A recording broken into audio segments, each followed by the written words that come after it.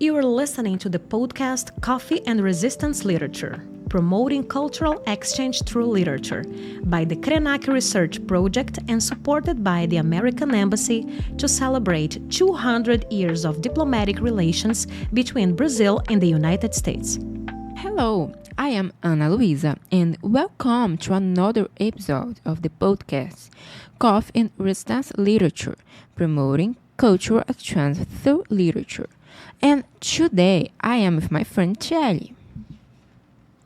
Hello, my name is Chelly, and in today's episode, we're going to talk about the work of American journalist Alexei Oquiolo, a moonless, starless guy, ordinary human man fighting extremism in Africa. So, who is Alexei Oquiolo to begin with? Well, Alexei Oquiolo is part of the New Yorker team and mostly reports on the conflicts and human rights violations taking place in Africa, Mexico, and the southern United States. She has Nigerian parents and grew up in West Africa, where she witnessed many cases of conflict. She continues to report from conflict zones to try to give a voice back to the oppressed, to expose the violations of rights that these people experience through the testimonies, and to highlight them as a form of resistance in their lives of the survivals. For this reason, this narrative fits in with the theme of resistance literature. You mentioned solidarity witness. Could you explain how it relates to Oquio's work? Of course, in this work, Oquiolo plays the role of a solidary witness who, as Ganabe explains, is not a direct witness, but listens attentively to the other story and carries forward, allowing us to reflect on the past in order to help us not repeat it endlessly.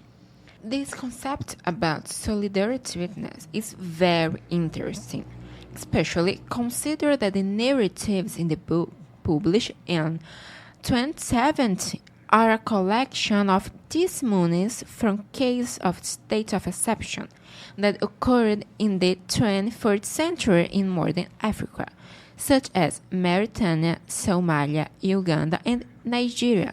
Exactly. For Wilber Salgueiro, the testimony is a document that is committed to the truth and tells the side of the story of those on the margins of society. There are various forms of testimony, both in relation to events such as the Shoah genocides or the dictatorships, for example, and in ways in which this testimony is expressed, which can be through movies, poems, comics, songs, and so on. The most important thing is that it necessarily reflects a question of resistance and justice for what happened in a violence context. Can you tell us a bit more about the resistance in the work, Luisa?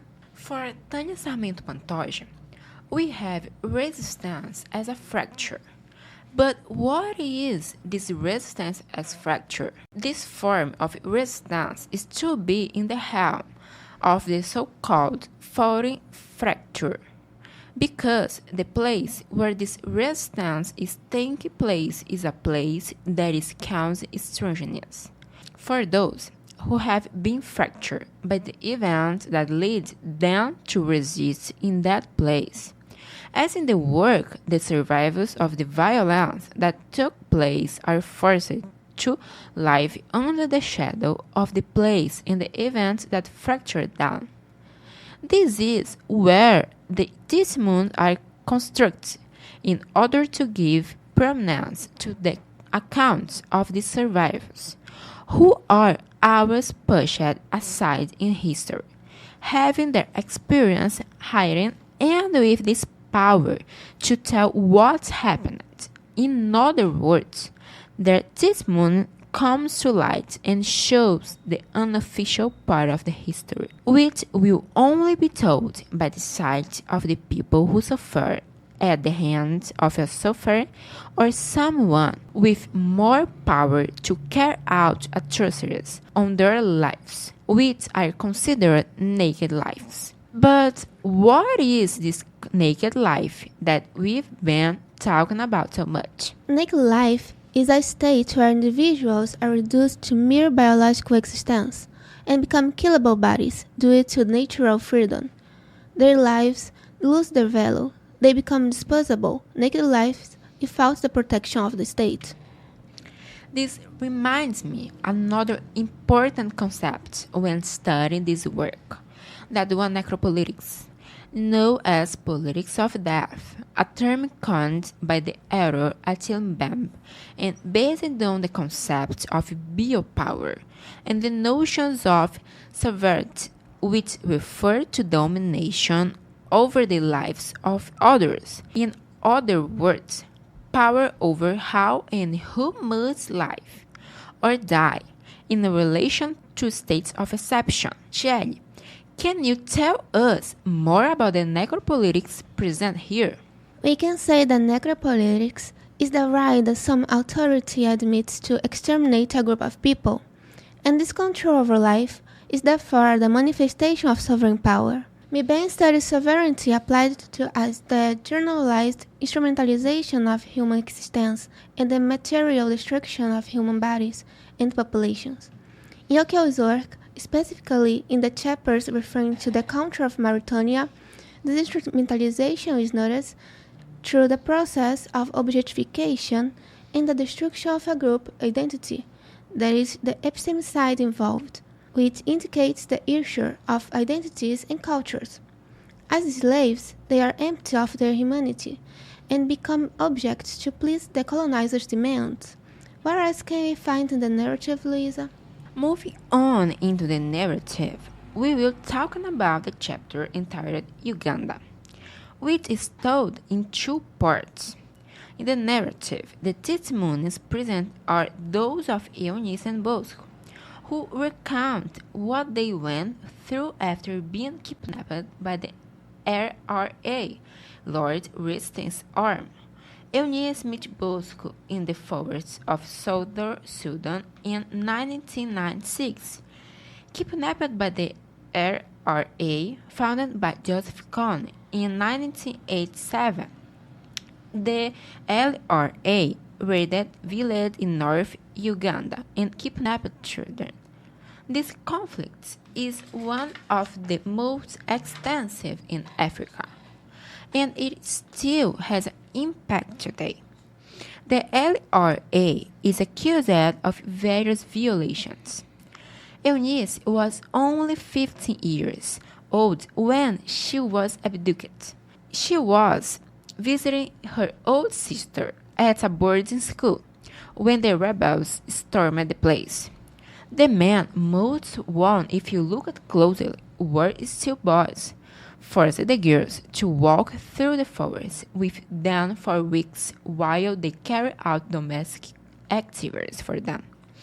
Bosco had also been kidnapped, and feeling shaken by the countless crimes and rapes he had to carry out for his survival, when he saw Eunice, he began to imagine a life with her. Eunice was forced to leave her home to go with the soldiers and serve them, being subject to acts of horror because she was threatened. Thus, the testimonies are being constructed in order to give prominence to the accounts of these survivors, who are at all times sidelined in history, having the experience hidden and with this power to tell what happened. That is, their testimony comes to light and shows the unofficial part of the history, which will only be told by the side of the people who suffered at the hands of a suffering or someone with more power to carry out atrocities with the lives of these people, who are lives considered null and void. The testimonies found in the book are related to the state of exception that took place during the Uganda Civil War, a conflict in which some terrorist groups tried to overthrow and take power from the Ugandan government. But those who suffered consequences were the population, some of whom were kidnapped and forced to carry out acts of barbarians. This conflict is considered one of the longest in history and one of the worst humanitarian disasters, as it continues to this day.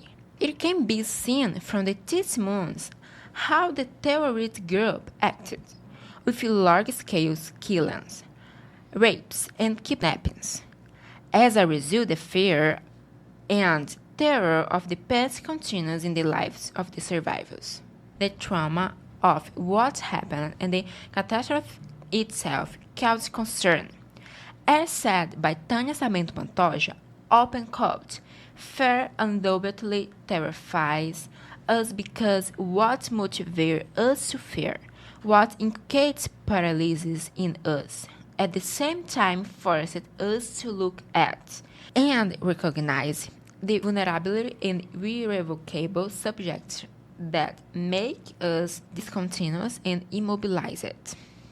In addition to trauma, the work presents transgenerational trauma, in which some psycho or emotional pain suffered by one person is passed on to someone else at some point in the next generation. The concept of transgenerationally arose in victims of the Holocaust and, out of necessity, decided to establish the reparation process were associated with the damage caused to psychical health, including symptoms and disorder of a psychological origin. O'Keefe recounts when he came into contact with this transgenerational trauma in the testimonies of Eunice and Bosco, in which it was expressed in her son, Edmund, and affected her daily life. You spoke about the situation in Mauritania earlier, right, Shelley? Is there anything you'd like to add? In A Moonless, Starless Sky, we have two chapters about slavery in the country of Mauritania, which still persists in the 21st century. Mauritania was the last country in the world to abolish slavery in 1981, and since then there has been intense hypocrisy on the part of the government. It covers up the practice. The book shows us that slavery in the country has not physical chains, but mental ones, due to the deep roots in religious issues, where Islam is used as a justification and instrument to maintain the violence that has been exercised for generations. Further then, to question slavery is to question Islam because it is linked to the idea of divine predestination, with a guarantee of rewards in the next life and punishment for those who disagree. The slave is left with a life without freedom and veiled for any meaningful interpretation or individual opinion. It is against this backdrop that Byron's testimony comes to light and demonstrates resistance to the sovereignty established by the country's government. From an early age, Byron fought for the freedom of the Mauritanian people. In 2008, he founded the IRA, Initiative for the Resistance of the Abolitionist Movement, and has become the cause's main activist to this day.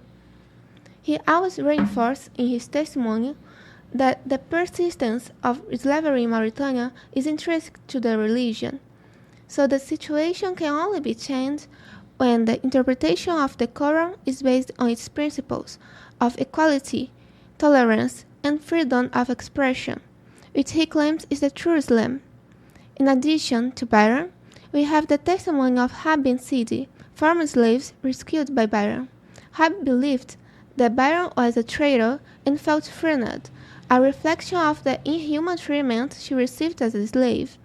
When freed, she learned to read and practice her religion based on her own convictions, built a family, and works to support herself. Even so, Habib feels that as long as there is slavery in Mauritania, she will never be completely free. Sid, an ex-slave boy, tells about the hardship of disassociating from this condition, since for his mother they were slaves and there was no other prospect. For her, as a result of the years of violence and manipulation, they are born slaves and would die as slaves. Now free, he says that he feels like a person because before, as a slave, he was reduced to nothing. Finally, we have Etman, an abolitionist who was born into a family of slave owners. In his testimony, he says that those who still serve his family even after being freed, believe that they still belong to him. They are no longer restricted by force, only by economic necessity and a strong emotional bond. He also believes that the oppressor needs more care than the oppressed, because of the distortions of superiority caused, and ends up disregarding the damage done to the victims in this violence. To conclude this episode, we would like to highlight and invite you who are listening to us and are interested in this work to read the papers that have already been produced about it within the CRENAC project. For those who don't know, CRENAC is a scientific initiation project that works with configurations of resistance in contemporary Anglophone narratives, coordinated by Professor Ana Lilia Rocha. We have the paper Testimony and Necropolitics in Alexo Queijo, A Moonless, Starless Sky, Ordinary Woman and Men Fighting Extremism in Africa, Uganda, and Modern Slavery in Mauritania, Testimony and Necropolitics in Alexo Queijo's A Moonless, Starless Sky, Ordinary Woman and Men Fighting Extremism in Africa, available on the website of the journal Building the Way from the State University of Goiás. I'd like to thank you for listening to the end, and also the United States Embassy for supporting this project to commemorate 200 years of diplomatic relations between Brazil and the United States. Until the next episode.